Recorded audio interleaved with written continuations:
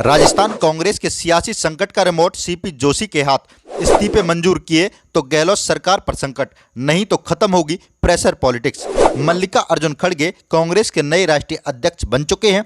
इसी के साथ राजस्थान में चल रहे सियासी उठापटक को लेकर सभी की निगाह अब हाईकमान पर टिकी हुई है। उम्मीद की जा रही है राजस्थान के इस सियासी संकट पर अब हाईकमान की ओर से कोई निर्णय आएगा, मगर इन सब के बीच संवैधानिक रूप से राजस्थान का सियासी संकट विधानसभा अध्यक्ष डॉक्टर सीपी जोशी के निर्णय पर टिका हुआ है। पिछले दिनों सियासी बवाल के समय कांग्रेस के 91 विधायकों ने स्पीकर जोशी को अपने अपने इस्तीफे सौंप दिए थे। इस्तीफों को लेकर अभी तक कोई निर्णय नहीं हो पाया। ऐसे में राजस्थान कांग्रेस की राजनीति में एक बार फिर जोशी महत्वपूर्ण हो गए। कभी सीएम के प्रबल दावेदार रहे डॉक्टर सीपी जोशी 2014 के बाद से राजस्थान की राजनीति में फ्रंट लाइन से बाहर हो गए थे, मगर अब एक बार फिर राजस्थान कांग्रेस के सियासी संकट का रिमोट डॉक्टर सीपी जोशी के हाथ में आ गया। सीएम अशोक गहलोत और डिप्टी सीएम सचिन पायलट के अलग अलग दावे हैं, मगर इस वक्त डॉक्टर सीपी जोशी दोनों के लिए महत्वपूर्ण बन गए। यही वजह है सीएम अशोक गहलोत लगातार इस्तीफों के मामले को लेकर गेंद सीपी जोशी के पाले में डालते रहे हैं। एक दिन पहले गुरुवार को भी गहलोत ने मीडिया से कहा कि इस्तीफों को लेकर हम पिक्चर में नहीं हैं, ये काम स्पीकर का है, वो प्रक्रिया के अनुसार निर्णय करेंगे। वहीं पायलट का पिछले कुछ समय से सीपी जोशी को लेकर कोई बयान सामने नहीं आया। 2014 तक बेहद महत्वपूर्ण थे सीपी जोशी। यूपीए 2 की सरकार में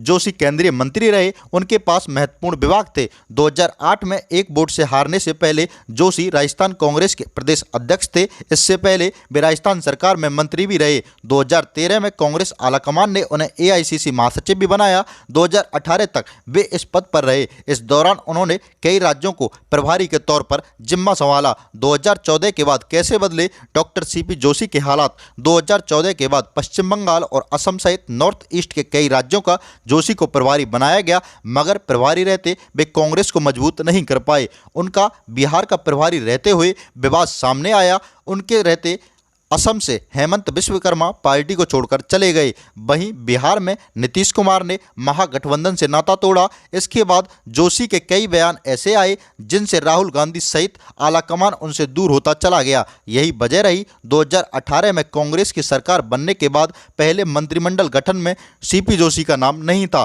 बाद में उन्हें विधानसभा अध्यक्ष बनाया गया।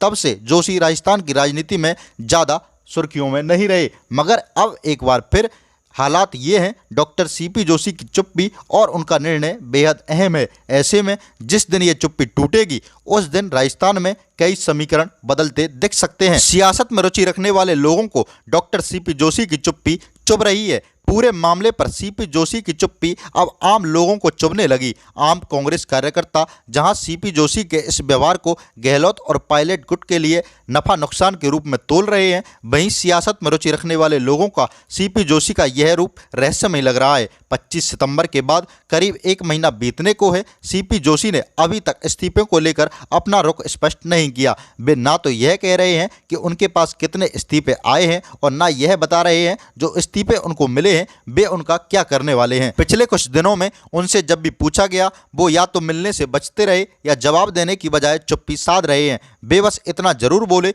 बीजेपी के डेलीगेशन ने मुझे इस्तीफों को लेकर कार्रवाई करने के लिए ज्ञापन दिया है। जब उनसे पूछा गया वे क्या कार्रवाई करेंगे तो उन्होंने कुछ भी कहने से इनकार कर दिया।